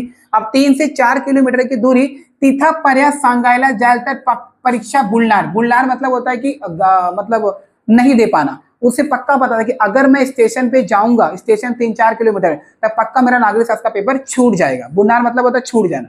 तो अब मेरा पेपर छूट जाएगा, मग नापास, नापास मतलब फेल होना, और मैं क्या हो जाऊंगा, फेल हो जाऊंगा। मतलब ये सारा उसके मन में आया। लेकिन भड़ सावड़े गुरुजी ने मदद बंद, और जो टीचर मेरी मदद करते हैं ना लोगों के घर में खाना खाने के लिए, मेरे किताबों खर्चा, वो भी मेरा क्या हो जाएगा, बंद हो जाएगा। क्योंकि टीचर ने क्या बोला था कि अगर तू पहला नंबर लाएगा तभी मैं तेरी मदद करूंगा, लेकिन अब ये पेपर नहीं देगा तो फेल हो जाएगा, और फेल जब हो जाएगा तो टीचर इसकी मदद कर पाएंगे क्या, नहीं, क्योंकि टीचर ने पहला बोला था अगर ऐसा नहीं हुआ तब मैं तेरी कोई भी मदद नहीं करूंगा। अब शिक्षण ही बंद, शिक्षण मतलब पढ़ाई, और उसकी पढ़ाई भी क्या हो जाएगी बेटा, बंद हो जाएगी, क्योंकि सारा का सारा खर्चा टीचर उठा रहे थे, तो इसलिए वो पढ़ रहा था। अब सारा का सारा खर्चा अगर टीचर नहीं उठाएंगे तो कहां से पढ़ेगा वो, तो उसकी पढ़ाई बंद हो जाएगी। तो ये उसके मन में आया। पर रेलवे ने फिरायला स्वप्न अपूरच रहणार होते, और उसका जो बेटा बोलते ना रेलवे ने, और वो क्या सोचा था कि जब मैं बड़ा होऊंगा तो ट्रेन में मतलब घूमूंगा ना, ये भी उसका सपना का सपना ही रह जाएगा, वो कभी आगे नहीं कर सकता। परंतु मन मानाचा तैयार न बेटा, लेकिन उसका दिल मानने को तैयार नहीं था कि मैं मतलब इस पटरी को ऐसे तोड़, मतलब ऐसा ही मतलब देख के चला जाऊं। तो उसका दिल मान नहीं रहा था कि मैं मतलब इस ट्रेन को छोड़ के चला जाऊं, कि यहाँ पे एक्सीडेंट में होने दूं। इसीलिए त्यांचे क्षणभर विचार केला, उसने कुछ सोचा, कुछ पल के लिए खड़े होकर सोचा, आणि स्टेशनच्या दिशेने धाव केले। धाव मतलब दौड़ता। अब उसे वो भूल गया, बोला छोड़ो जाने दो, अगर मैं फेल हो जाऊंगा चलेगा, टीचर मेरी मदद करेंगे, टीचर मेरी मदद नहीं करेंगे तो भी चलेगा, लेकिन मैं लोगों की जो लाइफ है बेटा मैं उसे बचा के रहूंगा। तो ये सोच के वो तुरंत स्टेशन के पास दौड़ता है। भाव गेले मतलब दौड़ने लगा। वो तुरंत पटरी पे दौड़ते दौड़ते दौड़ते दौड़ते स्टेशन के पास में जाता है। तो स्टेशन सा सिरला तेव्हा 9:50 की गाड़ी नुकतीच आली होती। जय बहुत दौड़ते दौड़ते दौड़ते दौड़ते वो स्टेशन पे पहुंचा, और स्टेशन पे पहुंचने के बाद में उसकी हालत काफी खराब थी, क्योंकि वो दौड़ते जा रहा था। अब दौड़ते समय देखो ना बॉडी से पसीना होता है, सांस फूलना होता है। तो स्टेशन पे कैसे कैसे करके पहुंचा, तो उसने क्या देखा कि 9:50 की गाड़ी स्टेशन पे आके खड़ी है। अभी स्टेशन से छूटेगी तब जाके एक्सीडेंट होगा। तो 9:50 की जो गाड़ी थी वो स्टेशन पे आके रुकी हुई थी। अब वो तुरंत क्या करता है पता है, आता 5 मिनटात ती सुटणार होती। स्टेशन पे कितने मिनट रुकने वाली थी, 5 मिनट। वो स्टेशन पे पहुंची थी, ठीक है, उस स्टेशन से 5 मिनट में ट्रेन छूटने वाली थी। अब इसके बाद में निरंजन धावत करे स्टेशन मास्टराना गाठड़, गाठड़ मतलब होता है ना कि वो तुरंत धावत मतलब दौड़ के स्टेशन मास्टर के पास में जाता है। कहां पे जाता है बेटा, उस स्टेशन पे स्टेशन मास्टर के पास में जाता है, और त्यांच्या पुलावरच्या खराब झालेल्या रुळाबद्दल सांगितले, और उसने स्टेशन मास्टर को बताया कि आगे हमारे गांव के ऊपर जो पुल बनाया गया वहां पे ट्रेन की जो पटरी का जो वो पटरी जो है वो टूट गई है, तो कृपया करके ट्रेन को ना छोड़ो वरना एक एक्सीडेंट हो जाएगा। पर ते त्याना खरच वाटेना, लेकिन उसके जो स्टेशन मास्टर थे ना बेटा, खरच वाटेना, खरच मतलब होता है सच ना लगना, लेकिन स्टेशन मास्टर को झूठ लग रहा था। वो सोचे बच्चा है, बच्चा क्या है, तो झूठ ही बोल रहा है, ऐसा मतलब उसके स्टेशन मास्टर ने छोड़ा। आखिर निरंजन से आजर्व के लिए, तो निरंजन ने विनती किया बेटा, बोलते ना आर्जरो, आर्जर मतलब होता है विनती करना। तो निरंजन बहुत मतलब विनती किया, उनके सामने गिड़गिड़ाया कि प्लीज चल के वहां पे मेरे साथ में देखो, ट्रेन को मत छोड़ो वरना एक्सीडेंट हो जाएगा। बार बार वो स्टेशन मास्टर को समझा रहा था कि निदान पाहुन आल्या सिवाय तरी गाड़ी सोड़ू नका। उसने क्या बोला कि जब तक आप निदान पाहुन, जब तक आप खुद वहां से देख के ना आओ तब तक आप ट्रेन को मत छोड़ो वरना ट्रेन का एक्सीडेंट हो जाएगा। मी खोटे बोलत, खोटे बोलते ना, मैं सच बोल रहा हूँ। असेन, असेन सॉरी सॉरी हाँ, मी खोटे बोले, अगर मैं, खोट मतलब झूठ बोलते ना, खरा, खरा मतलब सच होता है, खटो मतलब झूठ। ये क्या बोलता है कि मी खोटे बोलत, अगर मैं झूठ बोल रहा हूं, असेन तर मला पोलीसच्या तब्यात द्या। तो उसने बोला कि अगर मैं झूठ बोल रहा हूं तब तुम मुझे पुलिस के तब्यात मतलब हवाले, तो तुम मुझे पुलिस के हवाले कर देना, ऐसा निरंजन ने बोला। एवढ बोलल्यावर स्टेशन मास्तरांनी त्यांना बोलण्याचा तथ्य वाटू लागले। जब उस लड़के ने ऐसा बोला कि अगर मैं झूठ बोल रहा हूं तो मुझे तुम पुलिस के हवाले कर देना, तो ये बात सुन के स्टेशन मास्टर को थोड़ा सा भरोसा हुआ कि अरे ये अगर ये झूठ बोलता तो ये लड़का मुझे ऐसा क्यों बोलेगा। अब यह सोच के उगाच, उगाच मतलब तुरंत, धोका नको म्हणून गाड़ी थांबवायला सांगू ते पुलाकडे निघाले। मतलब उन्होंने तुरंत स्टेशन को, मतलब जो गाड़ी थी स्टेशन पे रुकने के लिए बोला, क्योंकि जब तक स्टेशन मास्टर झंडी नहीं दिखाता ना बट तब तक ट्रेन चलती नहीं है। तो स्टेशन मास्टर ने झंडा नहीं दिखाया, स्टेशन मास्टर ने गाड़ी को वहां पे रुकने के लिए बोला। और वो क्या करते बेटा, निरंजन चे नेमकी जागा दाखवली, और निरंजन के साथ में वो प्लेस देखने को चले जाते जहां पे ट्रेन की पटरी टूटी हुई थी। चलो ठीक है, आगे देखो।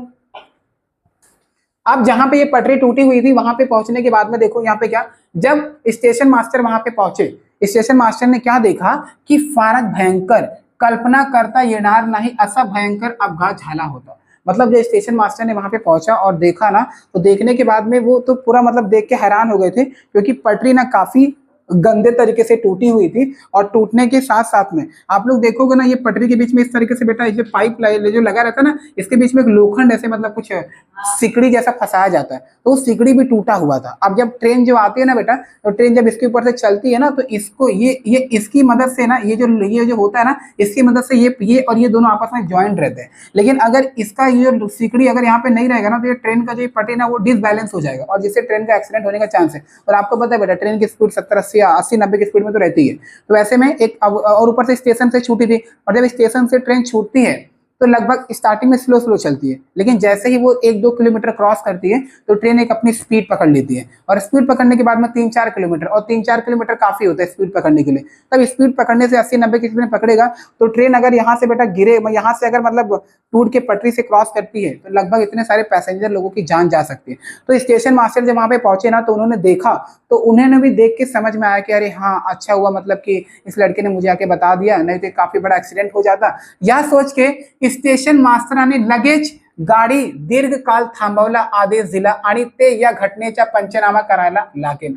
तो तुरंत स्टेशन मास्टर ने, देखो उन लोग के पास में एक वॉकी टॉकी नाम का एक रहता है जो पुलिस लोग घूमते, तो उन्होंने तुरंत वॉकी टॉकी से लेके स्टेशन मास्टर को, मतलब स्टेशन मास्टर के पास जो वहां पे देखो पुलिस थाना होता है बेटा, हर स्टेशन पे पुलिस थाना होता है, वहां पे पुलिस थाने को संपर्क किया कि कृपया करके मतलब ट्रेन को ना छोड़ा जाए, क्योंकि यहाँ पे एक बहुत बड़ा पटरी का हिस्सा टूट गया है, अगर ट्रेन छूटेगी तो एक्सीडेंट होने का चांस है। तो यह बोल के मतलब वहां पे उन्होंने पुलिस वाले को बोला, इसीलिए ट्रेन को वहां पे दीर्घकाल मतलब होता है लंबे समय तक ट्रेन को रुकवा दिया गया। अब मतलब अब क्या, वहां पे ट्रेन को रोक दिया गया स्टेशन पे, स्टेशन से मतलब ट्रेन को आगे आने नहीं दिया गया। अब पंचनामा करने के लिए लोगों को बुलाया गया। पंचनामा मतलब होता है ना कि जांच पड़ताल करने के लिए बड़े बड़े पुलिस ऑफिसर, जितने भी आसपास के मतलब पुलिस लोग थे, सबको वहां पे रेलवे के पटरी के पास में बुलाया गया। अब सारे लोग वहां पे आते हैं। घटनेच गंभीर लक्षात घेऊन जिलाधिकारी, देखो कौन कौन आया था बेटा, जिलाधिकारी, जिला पोलीस अध्यक्ष, सारे अधिकारी तत्काळ त्या ठिकाणीला जमा झाले। मतलब इतने बड़े बड़े लोग, जैसे बोलते ना कि आपके जो ये जितेंद्र आभार साहब है, जो आपके मतलब नगर अध्यक्ष, सीएम वगैरह, सारे के सारे जितने भी आसपास के लोग हैं, सारे के सारे बड़े बड़े नेता लोग वहां पे आते हैं। कहाँ पे बेटा, जहाँ पे पटरी का हिस्सा टूटा हुआ था। कौन कौन आया था, ध्यान रखना बेटा, कौन कौन आया था वहां पे पटरी हिस्सा, जिलाधिकारी, जिला पुलिस अधीक्षक, सारे अधिकारी। तो इतने लोगों का नाम लिया फिलहाल के लिए, 1 2 3, तो 3 लोगों का नाम लिया गया। ये लोग कैसे आए थे बेटा, तत्काल मतलब तुरंत ये लोग वहां पे पटरी पे आके जमा हो गए। अब आने के बाद में पहली खबर देणारा म्हणून निरंजनच्या थांबवावं लागेल। अब पुलिस क्या बोलती है, जब पुलिस कभी कहीं भी आती है बेटा, कुछ बोलते ना कुछ जांच पड़ताल करती है, तो सबसे पहले पूछती है ना कि सबसे पहले ये किसने देखा। तो अब सबसे पहले जो देखता है उसको मतलब थोड़े समय के लिए रुकवाया जाता है। अब इस पटरी को सबसे पहले देखा किसने था, निरंजन ने। तो पुलिस वाले लोगों ने निरंजन को रुकवाया, उसे काफी समय तक वहां पे बैठाया। बैठाने के बाद में एवढा मोठा अपघात त्यांच्या बोलते ना चाणक्य पुड़े, चाणक्य देखो चाणक्य पड़ा मुड़े मतलब बोलते ना एक क्या बोलते हैं होशियारी, एक साजे मतलब एक दिमाग से बोलते ना, दिमाग से मतलब एक अच्छे तरीके से एक उसने अपना दिमाग लगा के टाड़ला, टाड़ला मतलब होता है एक्सीडेंट को बचाना। तो निरंजन ने एक अपना एक अच्छा होशियार दिमाग लगा के इसको बेटा बचा लिया था। किसको बचा लिया था? एक्सीडेंट को। तो एक्सीडेंट को इसने बचाया और ऊपर से मडू त्याचा कौतुकली छान परंतु त्यावेळी निरंजन मात्र दूर एका झाड़ा खाली बसला होता। जब ये सारा का सारा मतलब वहां पे बड़े बड़े पुलिस ऑफिसर लोग पटरी की जांच पड़ताल कर रहे थे ना, तब निरंजन वहां पे नहीं खड़ा था। निरंजन वहां से थोड़ा सा दूर एक पेड़ था, उस पेड़ के नीचे झाड़ा खाली, झाड़ा खाली मतलब पता है पेड़ों के नीचे बसला मतलब बैठा हुआ था। मतलब उसने एक्सीडेंट तो बचा लिया बेटा, एक्सीडेंट तो बचा लिया, लेकिन अब वो पता क्या सोच रहा था? अपने फ्यूचर के बारे में। उसका पेपर डूब गया, उसके टीचर उसकी मदद नहीं करेंगे, उसकी पढ़ाई बंद हो जाएगी, वो सारा वो सोच रहा था। तभी क्या हुआ पता है? तो निराश झाला होता। वो क्या बैठा था बेटा? निराश, उदास था, क्योंकि उसे पता था कि अब उसकी सारी की सारी पढ़ाई बंद। अब वो बैठ के वो सोच रहा था त्यांचा नागरिक शास्त्र पेपर चूकला, चूकला मतलब होता ना छूट जाना। तो उसका पेपर तो छूट गया था ना, क्योंकि 10:30 का पेपर था, तो नापास होणार होता। अब वो क्या हो जाएगा बेटा? फेल हो जाएगा। त्याला गुरुजी कडून मिळायला सगळ्या सावली, सावली मतलब बोलते ना सहारा, और जो उसके टीचर से उसको मदद मिलता था वो भी क्या हो जाएगा? बंद। निरंजनच्या जवळ येऊन वार्ताहरांनी त्याचे नाव विचारले। वार्ताहरांनी मतलब होता है रिपोर्टर, और रिपोर्टर लोग रहते हैं ना बेटा, अब क्या होता है बड़े बड़े जहाँ पे एक्सीडेंट होते हैं वहां पे रिपोर्टर लोग पहुंच जाते हैं, न्यूज वाले। तो न्यूज वाले तुरंत उस जगह पे आते हैं और उन्होंने सबसे पहले मतलब पुलिस से पूछा कि सबसे पहले इसको किसने देखा, तो सब लोगों ने उस लड़के का नाम बताया। तो रिपोर्टर लोग अपना अपना माइक लेके, अपना अपना टीवी पर जो कैमरा लेके वो तुरंत निरंजन के पास में आते हैं, और निरंजन के पास में आने के बाद में त्याचा काय पूछ रहा बेटा? नाव। त्याचा नाव विचारला, फोटो ही काढले और उस लड़के का फोटो निकाला। फोटो निकालना, निरंजन निरंजन उदास मनाने घरी परतला, मतलब वहां पे और निरंजन मतलब फोटो वोटो सब कुछ काढ़ा उसने, मतलब वो अच्छे से नहीं फोटो मतलब खींच रहा था, ऐसे मुंडी उसका नीचे लटका हुआ था और वो लोग फोटो खींचे जा रहे थे। उसका नाम पूछा तो उसने अपना नाम भी बताया। तो ये सारी चीजें होने के बाद में निरंजन घर पे आता है, और घर पे जब वो गया बेटा तो उसका मुंह कैसा था? लटका हुआ था। कैसा था बेटा उसका मुंह? उसका मुंह लटका हुआ था। अब मुंह लटके हुए घर पे आता है। अब घर पे आने के बाद में दूसरा दिवसी मतलब अगले दिन वो रात भर उदास था, मतलब कि रात भर सोया हुआ नहीं था, ऐसे उदासी से बैठा हुआ था। और अगले दिन जब सुबह होती है ना, दूसरे दिन वर्तमान पत्र निरंजन की स्तुति फोटो सकट छापून आली होती। तो अगले दिन जो न्यूज़पेपर आता था ना, उस न्यूज़पेपर में निरंजन का फोटो छापा हुआ था और उसके बारे में बताया गया था कि किस तरीके से इस लड़के ने, इतने साल के लड़के ने मतलब एक ट्रेन का एक्सीडेंट होने से मतलब सब कैसे मदद की। ठीक है, ये सारा चीजें एक न्यूज में मतलब एक न्यूज़पेपर में आया हुआ था। तो अब भीषण अपघात टाळण्या लक्ष श्रेय त्याला देण्याचे आले होते। त्या दिवशी मावशीच्या घराकडे मोठी मोठी माणस आले होते। मतलब कि यहाँ पे ना जब ये निरंजन ने ये एक्सीडेंट होने से बचाया था, तो उसका जो फोटो वगैरह था वो मतलब पूरी जगह पे न्यूज़पेपर में तो आया था, टीवी में सब आ गया था। अब निरंजन के घर पे उसी दिन बड़े बड़े लोग आए थे, बड़े बड़े नेता लोग आए थे, मोटे मोटे मतलब होते बड़े बड़े मानस मतलब इंसान, तो बड़े बड़े जैसे पुलिस ऑफिसर, IPS IAS मतलब MLA वगैरह सब कुछ उसके घर पे आए थे। क्या करने के लिए बेटा? उसको श्रेय देने के लिए, बोलते ना कि उसका धन्यवाद एहसान करके एक उपकार देने के लिए घर पे आए थे। खुद जिला अधिकारी बोलते ना बेटा, एक जैसे आपके जिला अधिकारी जो बड़े बड़े नेता लोग होते, वो खुद निरंजन के घर पे चल के आए थे। और निरंजन के घर पे चल के आने के बाद में शाळेचे मुख्याध्यापक आणि भडसावळे गुरुजी आले होते। जो निरंजन जिस स्कूल में पढ़ता था ना, तो उस स्कूल के प्रिंसिपल बेटा, मुख्याध्यापक मतलब प्रिंसिपल, उस स्कूल के प्रिंसिपल खुद, और निरंजन को जो टीचर बहुत मानते थे जिनका नाम क्या था बेटा? भडसावळे गुरुजी, वो खुद मतलब वो लोग भी आए थे निरंजन पे घर पे उससे मिलने के लिए। जब ये लोग मिलने के लिए आए, निरंजन ने धावत पुढे होऊन गुरुजीचे पाया धरले। निरंजन दौड़ते दौड़ते जाता है और अपने टीचर के पैरों पे गिर जाता है। किसके बेटा? भडसावळे के पैरों पे गिर जाता है। रड़त रड़त तो म्हणाला, रोते रोते अपने टीचर को बोलने लगा, गुरुजी मी नापास होणार। उसने क्या बोला? टीचर मैं फेल हो गया, मतलब मैं फेल हो गया, माझ्या कालचा नागरिक शास्त्र पेपर बुडाला, मतलब मैं कल नागरिक शास्त्र का पेपर नहीं दे पाया, मैं फेल हो गया। ऐसे रोते रोते अपने टीचर के पैरों पे गिर के वो बोल रहा था। तभी नाही रे बाड़ा, तब उसके जो टीचर थे भडसावळे गुरुजी ने मतलब उसने अपने मतलब लड़के को, निरंजन को अपने पैरों से उठाया। उठाने के बाद में उसे क्या बोलते? नाही रे बाड़ा, नहीं रे मतलब नहीं रे निरंजन, तू उत्तम नागरिक है, तू एक अच्छा इंसान है। उसने क्या बोला, उसके टीचर ने क्या बोला, बेटा तू एक अच्छा इंसान है, सैकड़ों माणसाचा जीव वाचवला। सैकड़ों मतलब होता ना कि हजारों लोगों की तुमने जान बचाई है। आणि नागरी शास्त्रच्या खाण्याखुण्या परीक्षेत पास झाला। और तुम नागरिक शास्त्र, अब नागरिक शास्त्र में लोगों के बारे में बताया जाता है, और नागरिक शास्त्र की परीक्षा में तुम क्या हो गए हो, पास हो गए। वैसे इसका टीचर ने बोला कि तुम नागरिक शास्त्र में जो लिखा होता है ना, लिखा होता है बड़े बड़े लोगों के बारे में, तुमने वो करके दिखाया है, तो तुम एक नागरिक शास्त्र के एक बोलते ना इतिहास बन गए हो। तो तुम फेल नहीं हुए हो। तू वर्ष कसा वाया जाए, तो तेरा ये जो साल है बेटा वो कैसे बर्बाद जाएगा, मतलब तू फेल नहीं हुआ है, और तेरा ये जो साल मतलब जा रहा है बेटा, ये हम लोग डूबने नहीं देंगे। हे बग 6.5 सगळे अधिकारी आले होते। ये देख, तेरे से मिलने के लिए स्कूल के सारे टीचर आए हुए हैं। खास बाब म्हणून तुझी नागरिक शास्त्र परीक्षा उद्या घेतली जाणार आहे। इसीलिए तेरे इस ईमानदारी को देखते हुए हम सब टीचर लोगों ने फैसला किया है कि तुझे एक और मौका देंगे, और तेरा पेपर अगले दिन लेंगे। कब लेंगे बेटा, अगले दिन लेंगे। तो यहाँ पे जो बोला गया था नागरिक शास्त्र खान्या खुन्या परीक्षेला पास झाला असेल, तो वो कौन से पेपर बेटा, नागरिक शास्त्र की परीक्षा में बोलते ना कि तेरी ईमानदारी, जो नागरिक शास्त्र में लोगों के बारे में बताया जाता है, एक कर्तव्य, तुम्हारा कर्तव्य क्या है, ऐसा अपने नागरिक शास्त्र में रहता भी है। तो उसकी परीक्षा में वो पास हो गया था, लेकिन उसका जो पेपर था उसके अगले दिन उसके टीचर लोगों ने मिलकर फैसला किया कि इसे एक और मौका दिया जाएगा, ठीक है, इसीलिए उसका पेपर अगले दिन रखा गया। अब जिला अधिकारी तुला सरकारी वसतिगृह प्रवेश द्यायचा।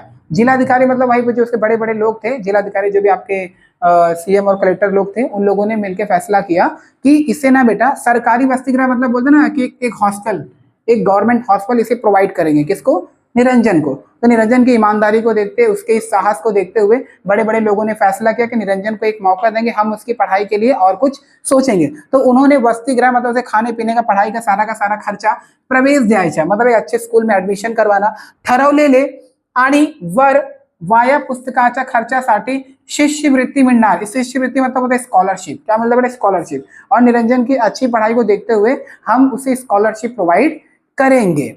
आता नको हे तुला वार लागून जेवायचा। अब यहाँ पे उसके टीचर क्या बोलते हैं, आता नको, अब नहीं, हे तुला वार लागून देवायचा, अब तुझे दूसरों के घर पे खाना खाने नहीं जाना पड़ेगा। असा म्हणून गुरुजीने निरंजनच्या हृदयाची धरल तेव्हा सैन्याचे डोळे पाडाले। तो यह मतलब यह बोलते हुए उसके टीचर ने मतलब निरंजन को मतलब कि निरंजन को मतलब हाथों पे से सर पे उसके हाथ फेरा, उसे प्यार से समझाया, और उसके मतलब आंखों में आंसू आ गए थे। किसके, निरंजन के। तो मतलब इतने सारे लोगों ने, इतने सारे बड़े बड़े लोगों ने मिलकर निरंजन के लिए इतना सब कुछ किया था। निरंजन की इस ईमानदारी को देखते हुए, उसका जो कर्तव्य था उसने अपना कर्तव्य निभाया। उसके इसी कर्तव्य को देखते हुए जितने भी बड़े बड़े लोग थे, तो उन्होंने उसके आगे का खर्चा, उसके आगे की पढ़ाई के लिए बहुत कुछ सोच के उसे आगे के लिए स्कॉलरशिप और एक अच्छे गवर्नमेंट स्कूल में मतलब एक हॉस्टल में एडमिशन कराने के बारे में सोचा बेटा। तो एक स्टोरी थी आप लोगों के, ठीक है, ये स्टोरी है बेटा। क्वेश्चन पूछा जाएगा ना, वो तुम लोग आसानी से कर सकते हो। चलो ठीक है, डाइजेस्ट निकालो।